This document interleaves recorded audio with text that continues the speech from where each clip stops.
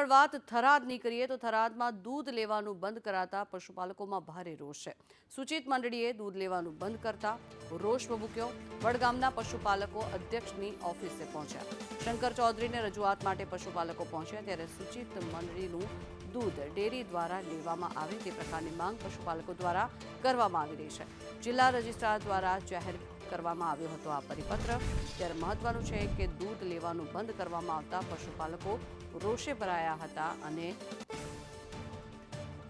શંકર ચૌધરીને રજૂઆત કરવા માટે પહોંચ્યા। 130 લીટર દૂધ છે। આમાં 2 ટાઈમનું એક દિવસનું 260 લીટર દૂધ છે। ડેરીમાંથી અમને સૂચના આપવામાં આવે કે ઉપરથી સૂચના આપવામાં આવે છે આપણે મંડળી બંધ કરી દેવામાં આવે છે।